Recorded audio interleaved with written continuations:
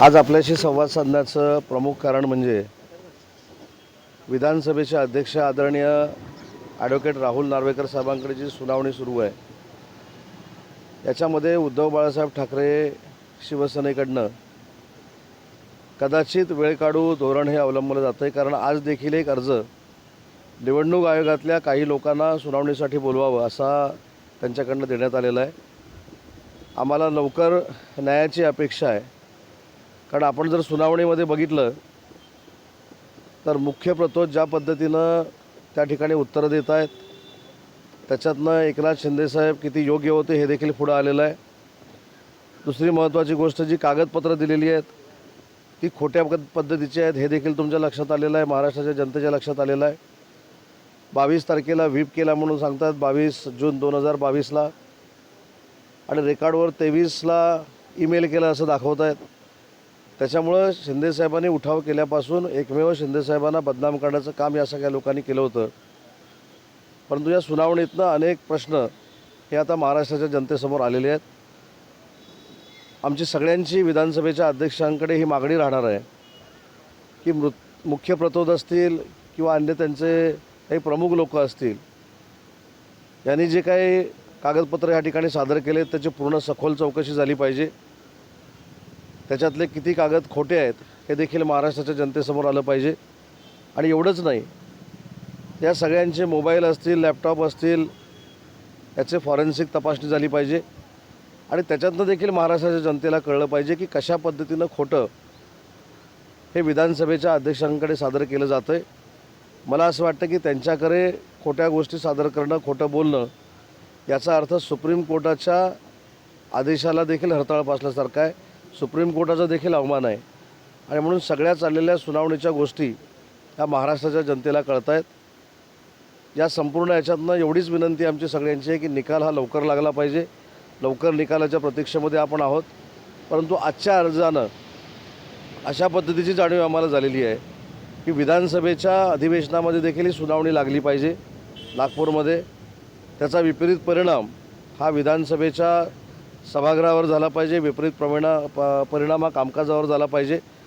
आणि तो जर विपरीत परिणाम कामकाजावर झाला तर परत बाहेर येऊन बोंबाबोंब करायची ही स्ट्रॅटेजी आजमावण्यासाठी अशा पद्धतीचं हे वेळकाढू धोरण आहे. आणि म्हणून आम्ही सरकारच्या म्हणजे विधानसभेच्या अध्यक्षांना पत्र देखील दिलेलं आहे आणि विनंती देखील करणार आहोत की या सुनावणीचा निकाल हा लवकरात लवकर लागावा. ज्यांनी खोटी कागदपत्रं दिली ते सगळे एक्सपोज व्हावेत. ज्यांनी हे ईमेल, मोबाईल, व्हॉट्सअपवरनं जे काही केलं आहे म्हणून सुनावणीमध्ये सांगतायत त्याची फॉरेन्सिक लॅबकडनं तपासणी व्हावी. त्यामध्ये अर्ज मागे घेतल्याचं आता सांगितलं जातं आहे. त्यांच्या वकिलांनी कामात सांगितलं की आम्ही आता अर्ज मागे घेतो. नाही, अर्ज मागं घेतला कारण आता घेतला की नाही मला माहीत नाही, पण दिलाच कशाला? तुम्हाला सुप्रीम कोर्टाचे निर्णय मान्य नसतात, तुम्हाला निवडणूक आयोगाचे निर्णय मान्य नसतात, तुम्हाला विधानसभेच्या अध्यक्षांच्या निर्णयावर पुढं काय होईल हे तुमचे वकील येऊन बोलतात. आजपर्यंत तुम्ही बघा की आमच्या ॲर्ग्युमेंट करणाऱ्या वकिलांनी ती न्यायिक बाब असल्यामुळं, ज्युडिशरी पॉवर विधानसभेच्या अध्यक्षांना असल्यामुळं, त्यांच्याकडे सुनावणी चालू असल्यामुळं कुठेही वैयक्तिक टीका टिप्पणी केली नाही. परंतु ज्या संस्थांमध्ये आपल्या बाजूनं निर्णय लागतो ती संस्था चांगली आणि ज्या संस्थांमध्ये आपल्या बाजूनं निर्णय लागत नाही ती संस्था वाईट, अशा पद्धतीचा काही लोकांचा दिनक्रम आहे. आणि म्हणून मला असं वाटतं की याची फॉरेन्सिक आणि सखोल चौकशी झाली पाहिजे. उद्धव ठाकरेंनी पत्रकार परिषद घेऊन आता संपूर्ण शेतकऱ्यांना कर्जमाफीची मागणी केलेली आहे आणि तात्काळ ज्या नुकसान भरपाई झालेली आहे त्यांना मदत करण्याची मागणी केली आहे. महाराष्ट्राच्या शेतकऱ्यांच्या मागं एकनाथ शिंदेसाहेबांचं, देवेंद्रजींचं, अजितदादांचं सरकार हे ठामपणानं उभं आहे. आजपर्यंतच्या इतिहासामध्ये 2 एकर जागेपर्यंत आपण मदत देत होतो. आता 3 एकर, पहिलं 1 एकरमध्ये करत होतो, नंतर 2 एकर आम्ही केलं.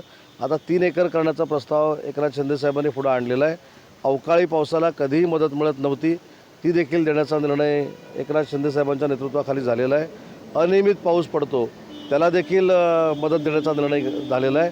आणि शेतकऱ्यांच्या मागं मदतीसाठी सरकार ठामपणानं उभं राहील हा माझा सरकारच्या वतीनं शब्द आहे. परंतु ज्यांनी कोणी पत्रकार परिषद घेतली त्यांनी हे आत्मचिंतन करणं गरजेचं आहे की आपलं सरकार असताना आपण किती वेळा बांधावर गेलो, आपण किती वेळा 100% कर्ज माफ केलं, आपण 50,000 रुपये जाहीर केले ते देखील दिले का, ते देखील एकनाथ शिंदेसाहेबांना द्यावे लागलेत. त्याच्यामुळे टीका टिप्पणी मी समजू शकतो, पण शेतकऱ्यांच्या मागं सगळ्यांनी सांघिकपणानं उभं राहणं गरजेचं आहे. सर, अजित पवार साहेबांनी घोषणा केलेली आहे की कर्जत त्यांचं शिबिर झालेलं आहे. विस्फोट केलेला आहे. शिरूर आणि रायगड चार जागा लढवणार. शिरूर, रायगड, सातारा ह्या जागांवरती ते उमेदवार देण्यात आणि त्या जागा शिवसेनेच्या देखील आहेत, ज्या त्याने काय मला कळलं नाही. 2014 आणि 19ला कुठच्या? सातारा, शिरूर शिरूर, लोकसभा, सातारा लोकसभा, रायगड लोकसभा या शिवसेनेने लढवल्या. बारामती तिथे आता शिवसेनेचे उमेदवार.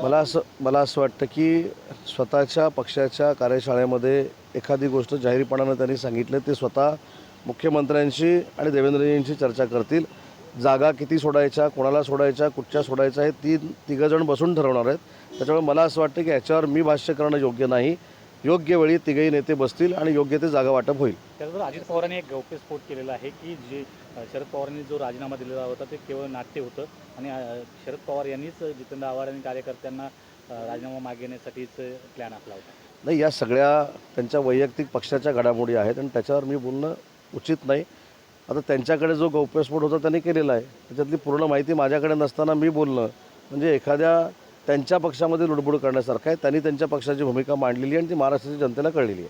सर, बारामती संदर्भात जर बोललं की अजित पवार साहेबांनी सांगितलं की त्यांचे उमेदवार असेल आणि सुप्रिया सुळे तिथे असतात. बारामतीचा उमेदवार हा जर राष्ट्रवादी काँग्रेस पक्षाचा अजित पवार साहेबांनी दिलेला असेल आणि ती जागा त्यांना आमच्या महायुतीमध्ये सुटलेली असेल तर ती जागा निवडून आणण्यासाठी अजितदादांच्या खांद्याला खांदा लावून आम्ही सगळे काम करू. ओके.